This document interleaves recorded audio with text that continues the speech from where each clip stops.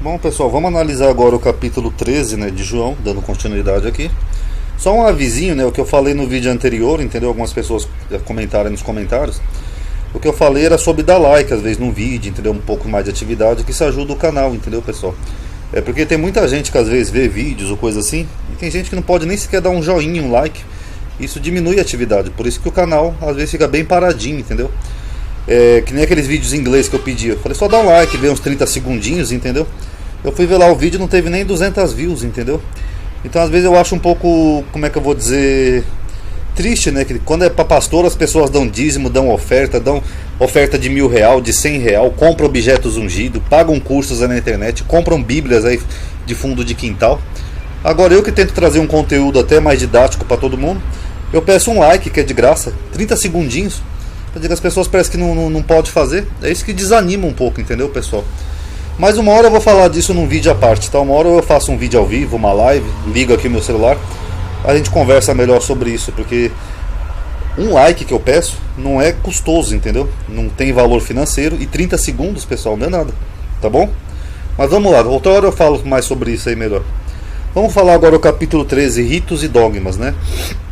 Primeiro no capítulo 13 ele começa com Jesus terminando a ceia pascual, a Páscoa. João omite, né, detalhes, né, como pão e vinho lá dos sinóticos e tal, e ele apresenta outros detalhes que os sinóticos não conhecem, que nós vamos ver aqui, tá? Mas o curioso, conforme já mostrado aqui no canal, é que Jesus já está morto antes da Páscoa, segundo o mesmo evangelho. Como eu já fiz um vídeo sobre isso, eu só vou citar para vocês, porque senão vai ficar uma coisa repetitiva, tá? Mas, por exemplo, aqui ele diz que Jesus estava fazendo a ceia de Páscoa. Antes da festa da Páscoa, né, é feita a ceia do Pêssar, né, que é onde se come o cordeiro e tal, né, é o primeiro dia dos ázimos. Aí Jesus faz a ceia com os apóstolos e acaba a ceia, ele vai lá fazer o ritual dos lava-pés com os apóstolos. Beleza, ele estava aqui fazendo a ceia de Páscoa. Só que no mesmo evangelho ele diz que Jesus já estava morto antes de começar a Páscoa, antes de haver a ceia. Porque ele fala assim, ó, para que no sábado não ficassem os corpos na cruz, ou seja, Jesus já tinha morrido, visto como era a preparação. O que era a preparação? Era o dia de preparação para a Páscoa. Então como é que ele estava vivo e morto ao mesmo tempo? Isso aqui é uma problemática histórica, né, dos evangelhos, tanto que até as bíblias de estudo comentam que não tem como uma pessoa estar viva e morta ao mesmo tempo, na mesma data, por mais que seja o Filho de Deus, isso é humanamente impossível, tá bom? E nesse momento o diabo já tinha colocado em Judas, né, o propósito de traí-lo, né, que nem você vê aqui, ó.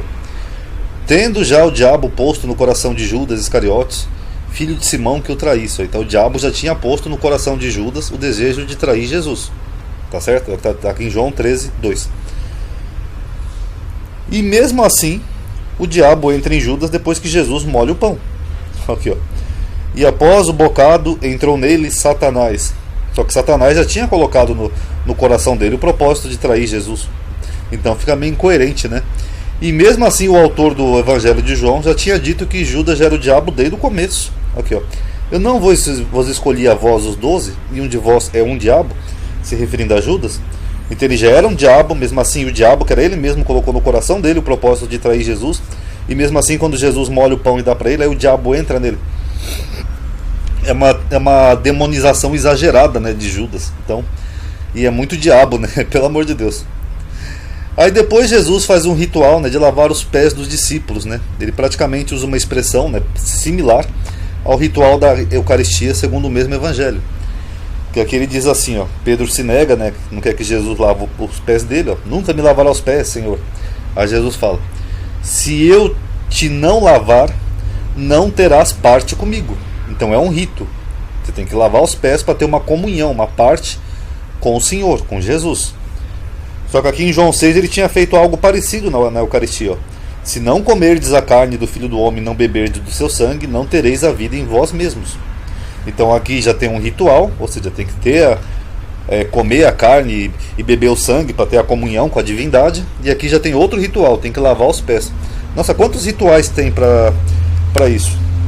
Então é muito estranho, né? Porque você começa a ver que no quarto evangelho começa a ter mais rituais do que os outros. Aí tem que fazer a Eucaristia e tem que lavar os pés. Se não lavar os pés não tem parte com Jesus. E aí fica uma pergunta, né? Por que as igrejas fazem o ritual da comunhão, né? Algumas até frequentemente, lá com pãozinho e com vinho ou suco de uva, algumas. Mas a maioria não faz o do lava os pés. Porque se a comunhão é um ritual para você ter parte com Jesus, o lavar as pés também seria. Ele mesmo disse aqui, ó, se não te lavar, não tem parte comigo. Por que Jesus em João impõe mais rituais? Então fica aí duas perguntas para reflexão. Fora que Krishna, eu já mostrei isso aqui num vídeo chamado Jesus antes de Jesus, né? Krishna, o deus hindu, ele também fez um ritual parecido, né? Simbolizando a humildade, quando ele lavou os pés dos brahmanes. A cultura hindu é dividida em castas, né? Tem as castas mais ricas, mais pobres, os mais servos, etc. E aí Krishna, no sinal de humildade, ele lava os pés dos brahmanes, né? Que é uma casta mais alta, tá bom? Apóstolos inocentes, eu coloquei inocentes aqui para usar uma palavra leve, tá, pessoal? Porque João retrata uns apóstolos, eu vou dizer tolos, né? Que não percebem as coisas. Olha só que curiosa a narrativa de João, ó. Jesus, assim como nos sinóticos, ele anuncia que vai ser traído, ó. Na verdade, eu não sei porque que João sempre repete na verdade duas vezes, né? Uma coisa redundante, né? Mas enfim. Vos digo, um de vós há de me trair. Tá, isso aqui está em harmonia com os sinóticos. Os apóstolos perguntam, né? Serei eu, né? Aí Pedro pede lá para o apóstolo que ele amava perguntar se ele faz um sinalzinho para ele, né? Aí Jesus responde claramente, ó, segundo o Evangelho de João, é aquele a quem eu der o bocado molhado. Então Jesus está respondendo bem claro, ó. Vocês estão vendo, pessoal? Aquele que eu der um pedacinho de bocado molhado, de pão, e molhando o bocado, é aquele que vai me trair, tá? Já respondi a pergunta. Aí ele molha o bocado e dá Judas, né? Iscariotes, o filho de Simão, o diabo. E mesmo Jesus respondendo claramente, eles não entendem. Ó, e após o bocado entrou nele Satanás. Diz, pois, Jesus, o que faz, e faz-o depressa.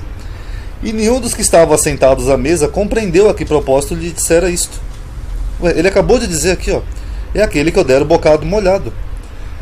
Ó, porque como Judas tinha a bolsa, pensavam alguns que Jesus tinha lhe dito, compra o que é necessário para a festa, ou que desse alguma coisa aos pobres, etc. É o mesmo que eu falar assim para algum amigo meu, olha, a tua mulher tá saindo com outro cara. Quem que é ele, Ronaldo? É aquele que você vê na porta do motel, deixando ela lá de carro. Aí o cara vê, eu não tô entendendo, Ronaldo, quem que é, meu? Não tem sentido, pessoal. É o mesmo que acontece aqui, Jesus faz um anúncio bomba, eu vou ser traído por um de vocês. Quem que é, Senhor? É aquele que eu der um pedaço de pão molhado. Aí Jesus dá um pedaço de pão molhado, eu não tô entendendo, meu, quem que é? Quem que é que vai trair Jesus? Então, com todo respeito, pessoal, fica uma coisa meio cômica até, tá? Aí um novo mandamento Jesus dá, né? Um novo mandamento vos dou, que vos amei uns aos outros, como eu vos amei. Nisto conhecerão que são meus discípulos, quando amardes uns aos outros. Esse mandamento é um dos mais velhos da Torá, está lá em Levítico. Não te vingarás nem guardarás iras contra os filhos do teu povo, mas amarás ao teu próximo como a ti mesmo. Fora que aqui Deus diz, né? Eu sou o Senhor. Já que em João Jesus diz, eu sou o Senhor. Então, é muito Senhor, né? Para uma Bíblia só. Agora a expressão do Erisvaldo, filhinhos. As epístolas de João são atribuídas ao mesmo autor do Evangelho, né? Aquelas 3 epístolas, 1ª, 2ª e 3ª João. E provavelmente deve ser o mesmo autor, sim, que é tem o mesmo estilo, ou pelo menos uma parte do Evangelho é do mesmo autor.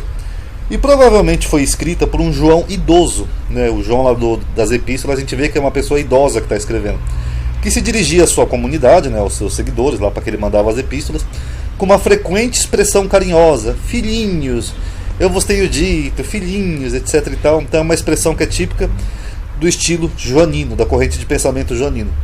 Mas nesse evangelho, pela primeira vez, o autor utiliza essa expressão aqui no capítulo 19, mas só que com uma diferença, é como se fosse Jesus dizendo. Porque aqui na epístola, eu só separei um versículo para vocês verem, mas vocês podem ver aí na Bíblia, ele usa frequentemente essa expressão, mas aí é o João que está usando, ó. Filhinhos, ninguém vos engane, filhinhos, quem pratica a justiça é justo e assim por diante. Mas aí é uma expressão típica desse autor, do João o idoso. Só que aqui no Evangelho ele coloca na boca de Jesus.